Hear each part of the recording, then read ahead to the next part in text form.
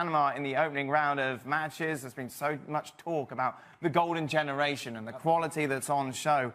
They've been the best team in the tournament. Well, I suppose we'll learn more when they play England, who are not the best team in the tournament, but they're more competitive than Panama and Tunisia. They've looked great.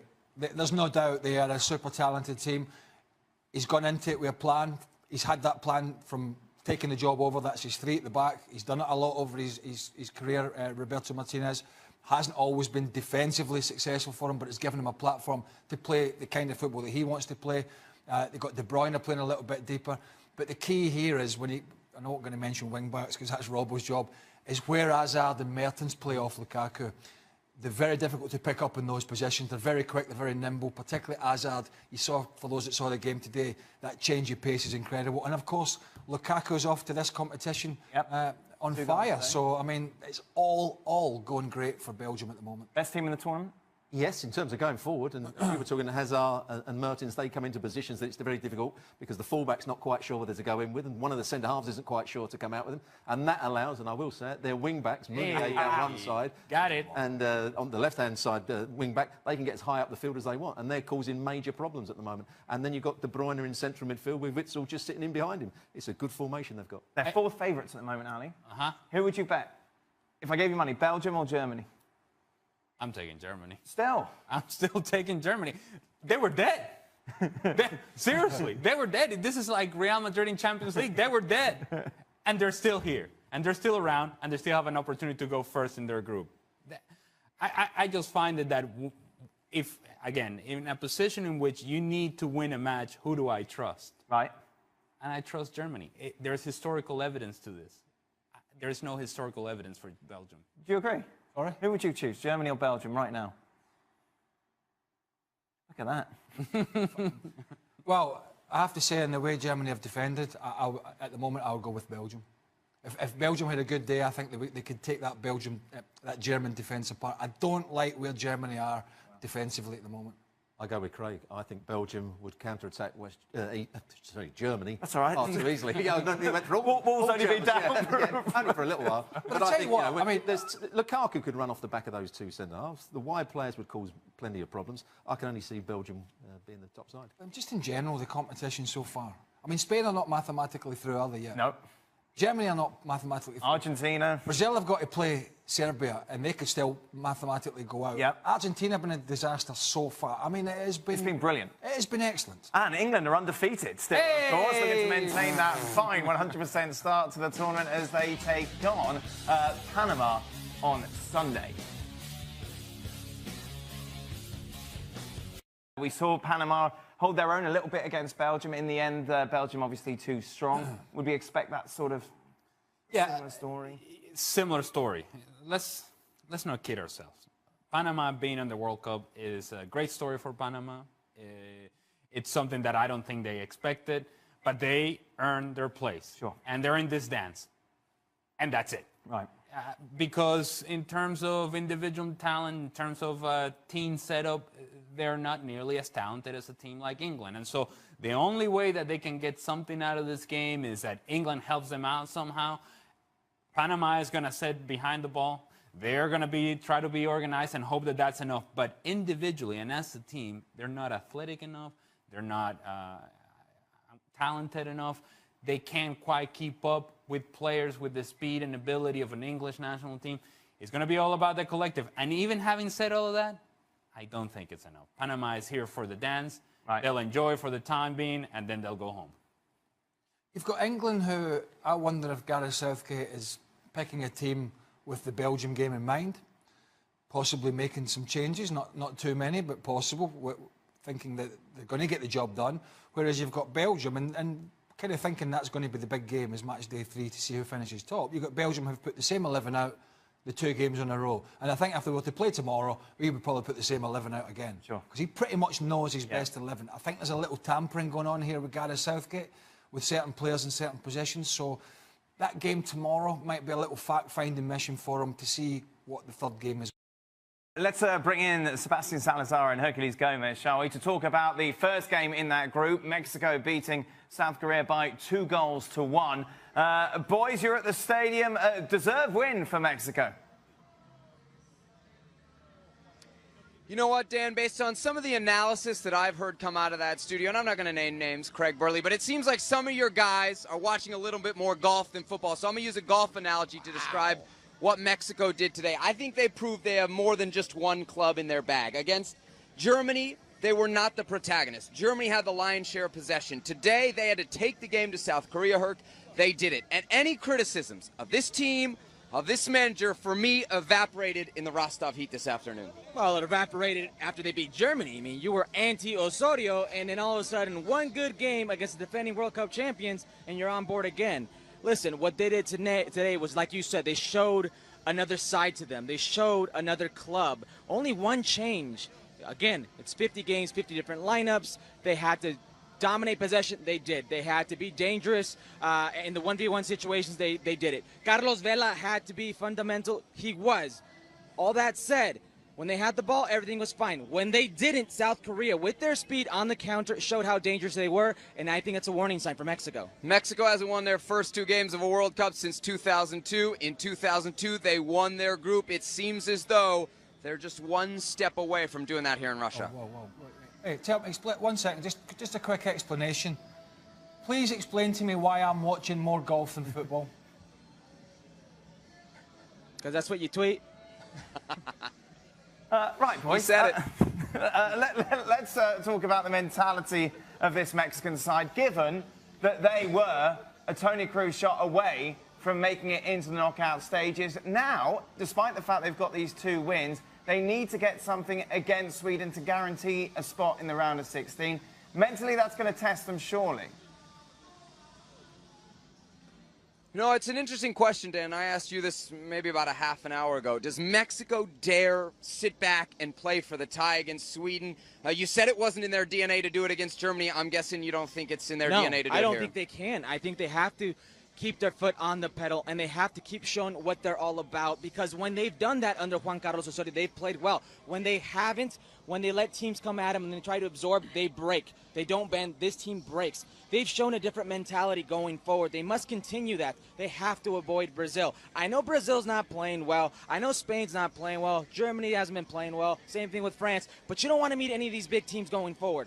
You have to, if you can, get first place, get to St. Petersburg, and make your road easier. Here's the thing. Between the first and second game, there were 6 days, so Osorio could pretty much repeat his lineup. Between the second and third game, there's only about 72 hours, so I think we will see a lot of changes against Sweden. We'll see how that group of 11 plays, if they can match what the last groups of 11 have done. It's going to be a fascinating final round of matches. Obviously, Why would you make many changes?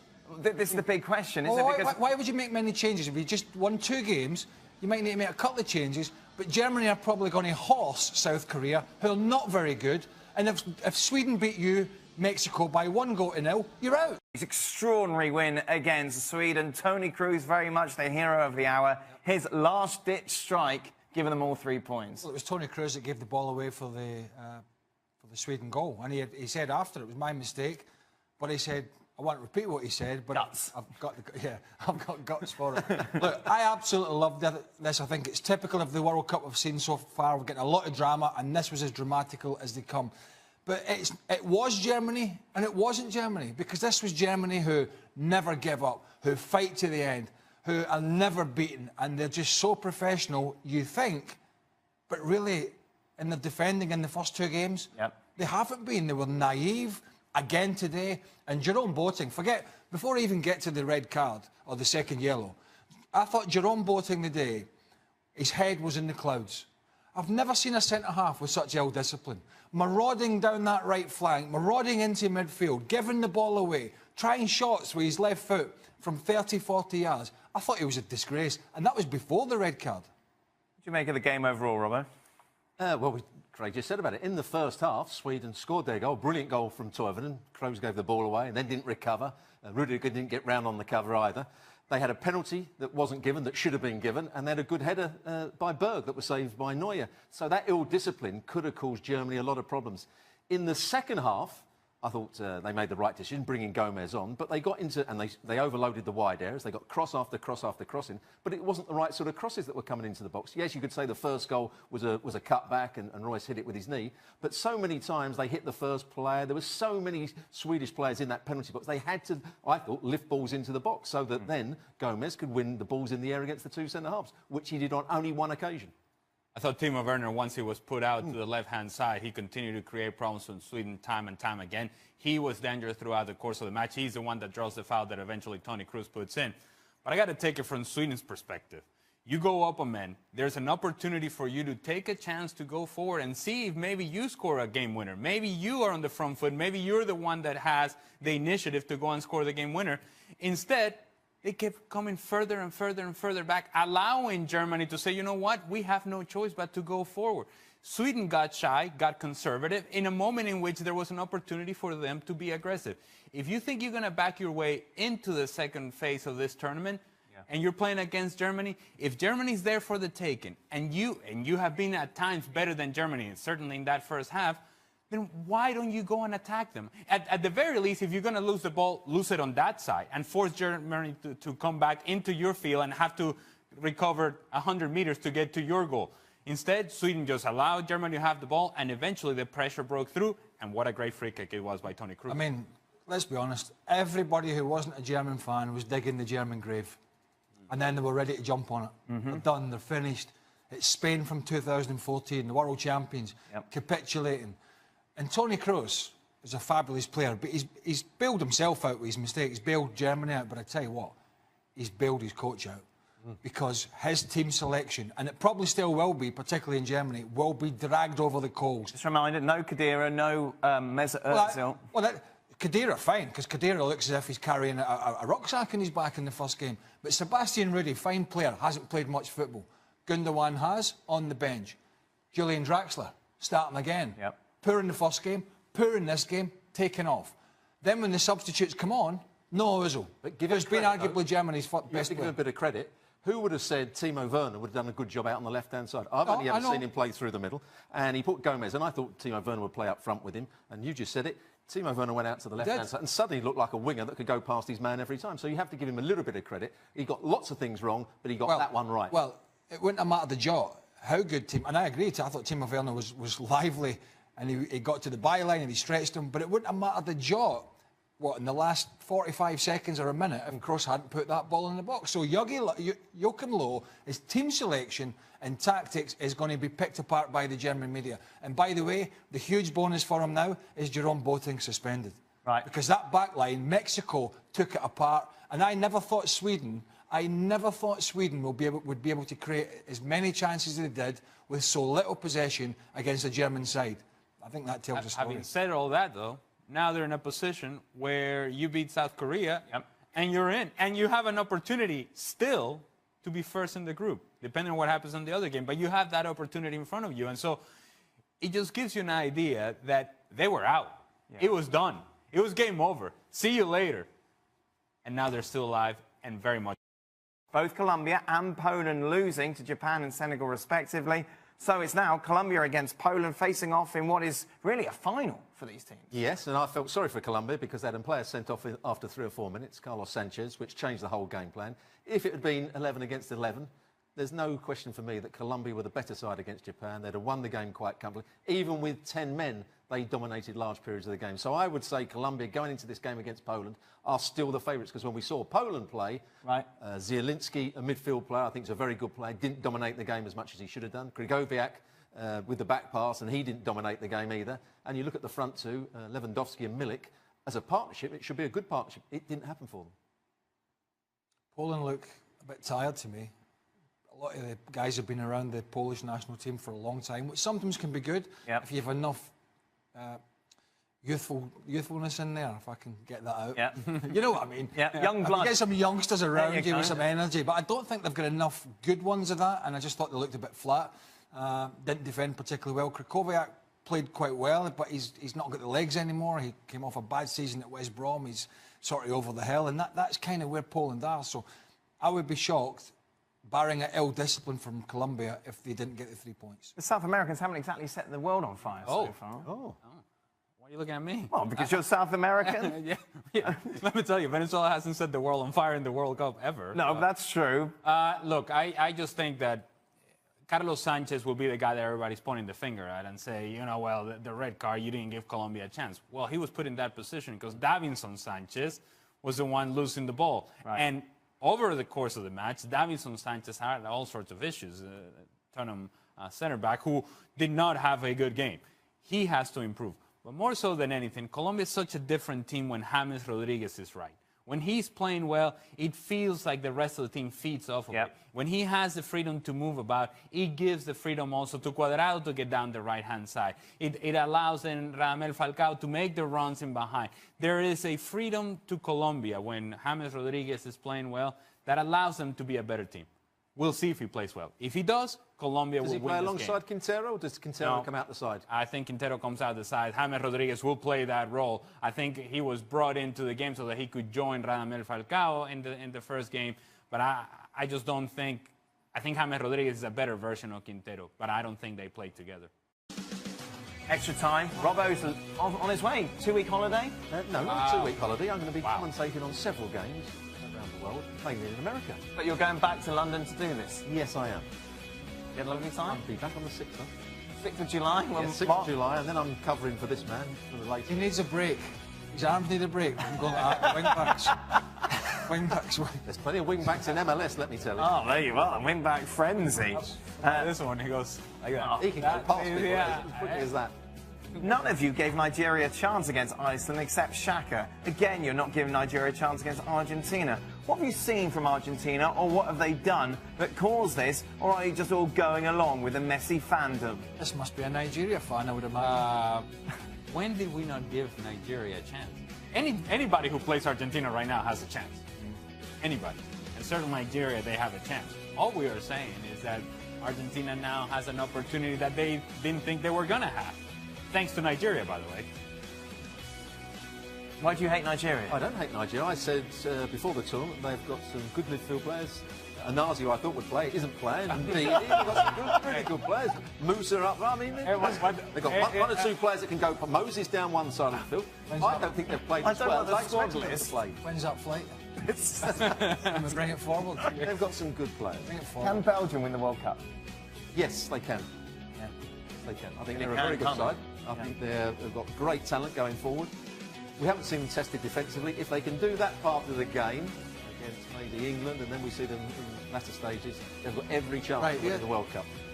You've only got to change your world at the start. Will Belgium win the World Cup? No. Who have you got winning it? I've got Brazil winning. I thought you had Spain winning it. But I changed my mind up to Hierro. I said without Hierro, with Hierro, they will not win the World Cup. Oh. Should Lukaku be regarded as one of the top 3 strikers in the world if he wins the Golden Boot? Not because he wins the Golden Boot. There's been Golden Boot winners that people wouldn't even remember. Yes. Oleg Salenko was one. Yes. Toto Schillaci was another one. Oh. Dennis Rodriguez. Well, those were not top 3 strikers in the world, and so that shouldn't be a qualifying comment. I do think that he's been great. Sure. And he had a better season with Manchester United than I thought he was going to have.